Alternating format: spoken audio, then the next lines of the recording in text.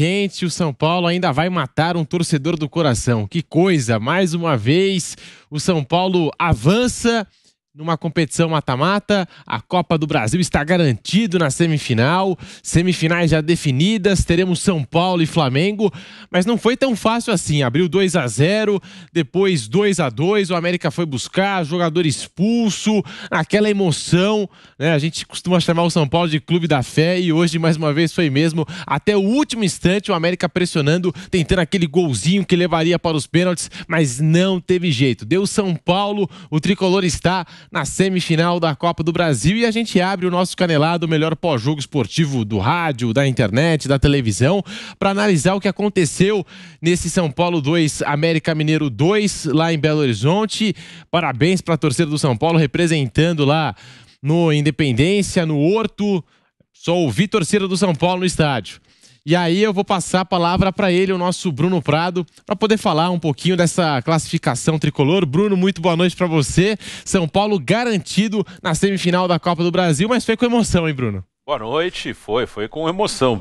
No primeiro tempo não parecia que ia tomar sufoco. O São Paulo fez 2-0, jogando melhor, né? Quando o São Paulo faz 2-0, o resultado era justo, era para 2-0 mesmo. O São Paulo dominava o jogo, conseguia se impor, não tomava pressão. Já tinha uma vantagem de 1-0 no Morumbi, então chegou a ficar 3-0 ali na soma dos jogos. E depois foi se enrolando, né? Teve o pênalti, aí teve gol do América de empate, teve expulsão, e o São Paulo acabou transformando o jogo num jogo dramático. Assim, depois do 2-2, o América teve uma chance clara só. Depois ele também conseguiu fazer muita coisa. O América começou a bater o desespero, mas o São Paulo ele deixou o jogo mais aberto do que deveria. O jogo estava totalmente dominado, tranquilo para o São Paulo, com uma boa vantagem, construiu merecidamente essa vantagem e depois se enrolou, né? Isso acaba passando. No jogo de hoje, claro, o torcedor do São Paulo queria passar, passou, está contente, acabou o jogo, o torcedor do São Paulo fica aliviado, mas não é um time que passa aquela confiança, não.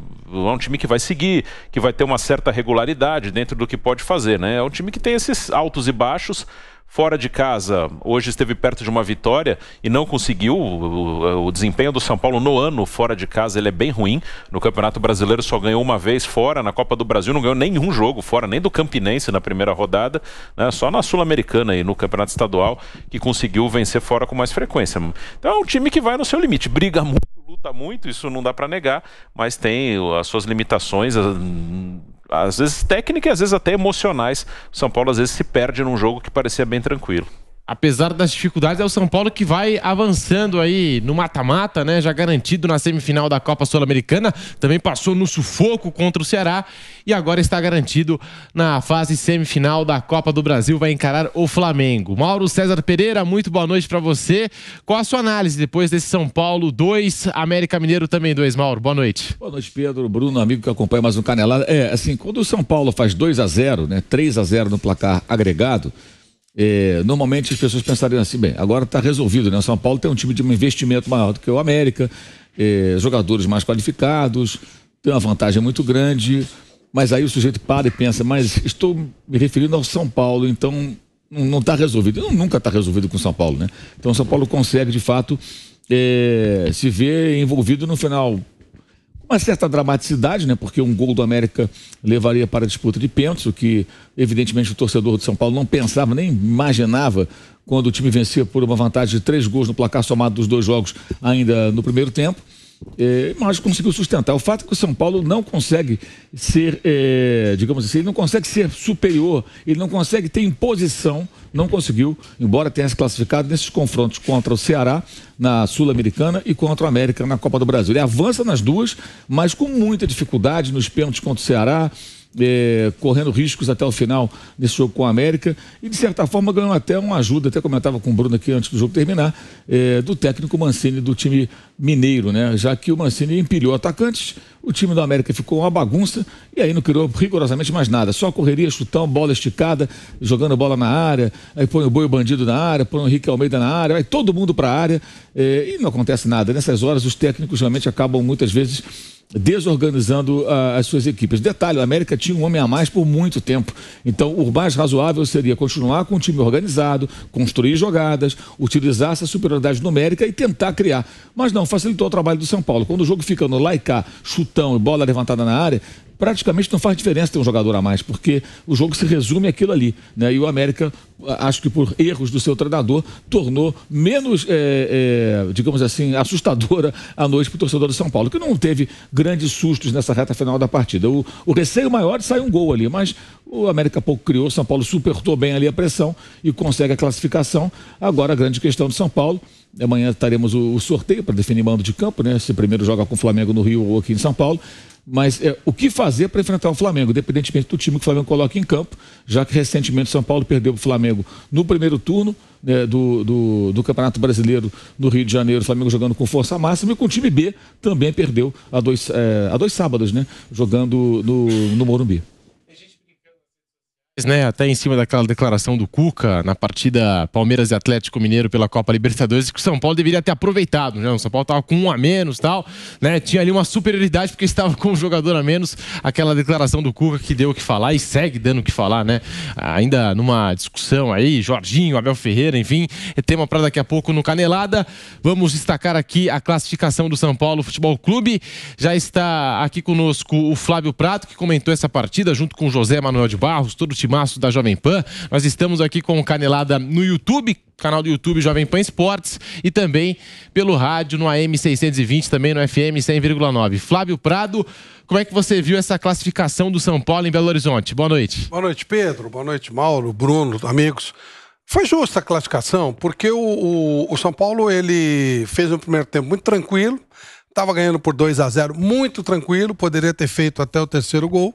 E aí o VAR criou um pênalti. Foi uma criatividade, foi bem criativo. Hoje foi, né, foi nível de ontem, do Fluminense. Um negócio muito criativo mesmo. Inventou esse pênalti, aí o América fez um gol que nem ele esperava. O América estava esperando tomar o terceiro gol e o jogo ser decidido ali. E aí no segundo tempo teve a expulsão correta do Miranda, no meu modo de entender.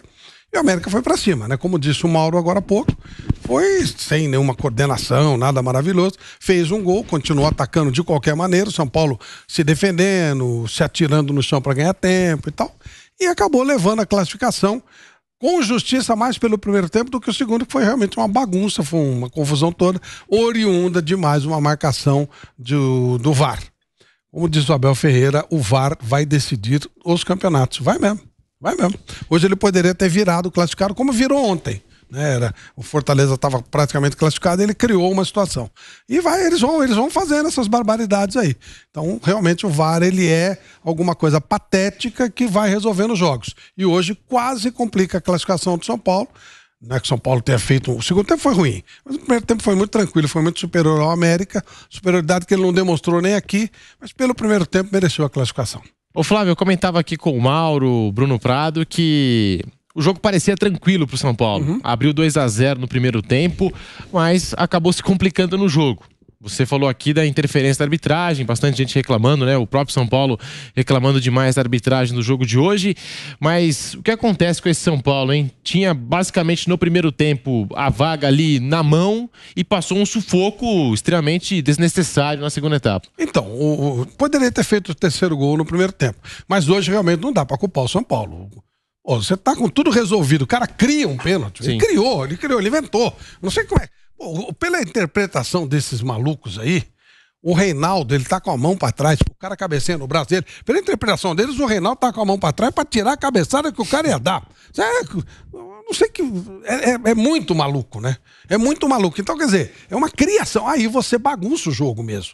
Você bagunça. O São Paulo já é um time instável, a gente sabe que o São Paulo é um time instável, é um time que carece de títulos, é um time que está sendo cobrado. Ele tem chances na Sul-Americana, está muito bem encaminhado, e tem chance na Copa do Brasil, embora eu acho que, se você olhar a rigor, não tem. Mas, enfim, está brigando. E aí, de repente, aparece uma situação dessas, é normal que o time se apavore um pouco mais, né? E aí o segundo tempo foi ruim. O segundo tempo foi mais briga do que jogo.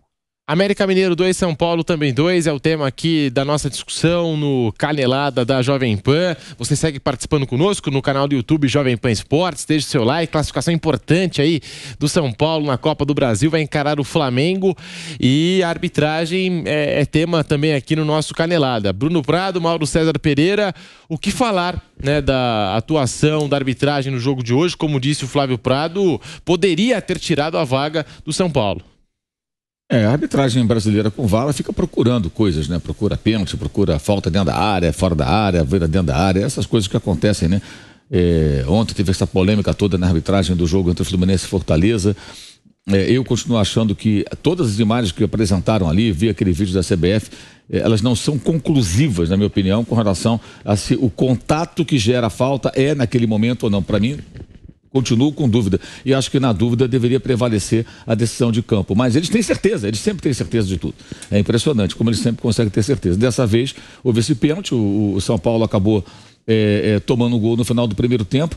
Mas eu ainda acho que, apesar disso, o São Paulo tinha vantagem muito grande, o time precisa ser mais equilibrado. O time não precisa entrar no modo desespero e acontecer o que aconteceu. O São Paulo poderia, mesmo com aquele gol que sofreu no primeiro tempo, ter controlado melhor a partida, mas não conseguiu fazê-lo. O time luta muito, não se entrega, isso é uma virtude, né? Mas é preciso ter um pouco mais de maturidade, né? Para administrar um resultado, para controlar melhor o jogo, para conseguir levar as coisas de uma forma mais tranquila, né? Você comentou aquela questão do Cuca, né? Da frase polêmica do Cuca depois do jogo entre o Atlético e o Palmeiras. E eu estava aqui pensando, realmente, para alguns técnicos, ou muitos técnicos, ter um jogador a mais é um problema, porque eles não sabem o que fazer. Hoje o Mancini não sabia o que fazer. Ele não sabia o que fazer. Simplesmente, quando ele coloca um monte de jogadores no ataque e fica despejando a bola, que diferença faz? Ter menos um, mais um, praticamente não faz diferença. A diferença acontece quando você tem a bola, trabalha com ela e faz o adversário correr, e com um a menos, sempre vai sobrar alguém. Então você vai ter mais trabalho, né? E foi justamente o que o América não fez. O Atlético teve dificuldades enormes, não soube o que fazer. Agora o América tem um jogador a mais e não acontece nada. No intervalo de 8 dias, duas vezes o time que tem um jogador a mais durante boa parte do tempo não consegue seu objetivo, não consegue tirar proveito disso. E acho que isso passa muito pela cabeça dos treinadores, que não conseguem de fato encontrar soluções. Tivemos agora um jogo do Liverpool contra o Crystal Palace na segunda-feira pela Premier League, e o time do Liverpool ficou com um jogador a menos cedo ainda, e mesmo assim encurralou. O Crystal Palace dominou o jogo, não conseguiu virar, mas buscou um empate, estava perdendo, ou seja, consegue se impor com um jogador a menos. Aqui, com um jogador a mais, os técnicos não sabem o que fazer, porque não adianta você ficar colocando vários jogadores no ataque e fazer esse jogo aleatório. Pode até acontecer um gol circunstancialmente, na pressão, mas é preciso saber o que fazer, como trabalhar para que essa diferença numérica faça vantagem. A gente vê tantas análises táticas em que se fala o seguinte: não, o tal time se prepara para ter a superioridade numérica em determinados setores do campo, aqui, ali, para construir jogada. Aí você tem simplesmente o seguinte: você tem uma superioridade numérica real, você tem 10 jogadores de linha, seu adversário tem 9. Então, se você souber trabalhar para fazer a tal da superioridade numérica, você vai ter mais vantagens ainda. E não acontece. Hoje foi isso de novo, né? E foi bom para o São Paulo, porque o desespero do América, até um tanto quanto precoce, tornou o jogo num jogo meio doido, meio maluco, e o São Paulo aí conseguiu superar. Mas acho que o time do São Paulo precisa amadurecer mais com relação a isso, aprender a controlar melhor a partida e encaminhar melhor dentro de uma classificação que ele está buscando ali. Mas de uma forma ou de outra o time está avançando, está em 2 semifinais, isso não é pouco. O América Mineiro só alçando bola na área, tal, sem muita objetividade, ou trabalhando a bola para tentar, né, mesmo com um jogador a mais em campo, surpreender esse São Paulo Futebol Clube, que eu lembro, Bruno Prado, pelo menos na primeira metade da temporada, vários jogos em que o São Paulo abriu o placar e cedeu empate, né? Tanto que o São Paulo é o rei dos empates no Campeonato Brasileiro. Hoje, 2-0 no primeiro tempo, parecia tudo tranquilo, leva 2 gols. Você acha que, por esse fator, e também a expulsão, né, a gente coloca nessa conta, a falta de foco do elenco tricolor pode ter ajudado o América Mineiro na partida, para o América Mineiro voltar para o jogo, Bruno Prado? O São Paulo é um time que tem essa instabilidade.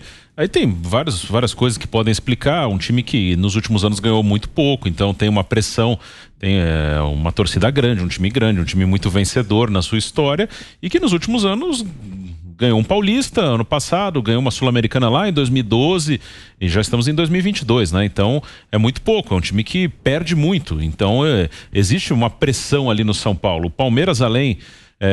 quando ele fica com 10, ele consegue manter a tranquilidade, além do trabalho que é feito ali pelo seu treinador, pelos jogadores, enfim, do Palmeiras no geral. O fato de estar ganhando muito ajuda, né? O Palmeiras, ele consegue ter essa tranquilidade, né? Não tem claro que ele é sempre um time como o Palmeiras, São Paulo, um time grande, ele tem a pressão de ganhar. É claro que o Palmeiras quer ganhar essa Libertadores, né? Que foi o jogo do Atlético, era o jogo da Libertadores, mas ele tem menos pressão, menos peso do que o São Paulo, além de ser um time melhor, claro. Mas no segundo tempo, naquele momento que o Miranda é expulso, o jogo fica aberto, ainda tinha muito tempo ali, o emocional acho que pesa para os dois lados, além da questão tática mesmo, porque acho que há uma deficiência, acho que a maior deficiência na parte tática que a gente tem no futebol brasileiro é para atacar, é o momento de atacar. Para se defender, a maioria consegue se arrumar bem. A maioria é bem organizada defensivamente, né? Dificilmente a gente vê um time aí da Série A que se defenda muito mal. Normalmente eles se defendem bem, eles se organizam para se defender, mas não se organizam para atacar. Eu acho que ainda é uma coisa que aos pouquinhos está entrando aqui. Acho que já melhorou. Há uns 10 anos era bem pior. Há uns 10 anos era totalmente aleatório. Joga a bola no melhor do time, ele resolve, no individual. A gente defende bem, fecha a casinha e joga a bola no cara que ele resolve. Hoje acho que já entrou esse conceito de organização ofensiva, mas ainda de forma muito lenta. Muitas vezes um time, quando precisa furar uma defesa, ele tem muita dificuldade, além do emocional. Acho que o lado emocional aqui, o jogo aqui no Brasil, ele é muito envolvido pelo lado emocional. Acho que o São Paulo, ele, quando teve um momento ali que o jogo poderia se complicar, o time se assusta um pouco e o adversário também, na pressão, eu tenho que correr atrás e agora eu tô com toda a vantagem, ele também acaba se assustando com uma situação dessa. É um jogo muito, que o emocional pauta muito o jogo. Então acho que tem esses dois fatores, da organização ofensiva, que é um conceito que já entrou aqui, mas muito lentamente, ainda precisa evoluir bastante, é a maior deficiência, acho que na parte tática do futebol brasileiro, e o jogo que os times aqui, no emocional pesa muito. Nesse ponto o Palmeiras acaba se destacando demais, porque é um time que dificilmente se perde, se bem que o Cuca falou não deixa de ser verdade. Se o Palmeiras é eliminado, ninguém ia falar que é um time frio porque teve 2 expulsos, mas depois que teve 2 expulsos, sim, o time se organizou e não se apavorou com a situação.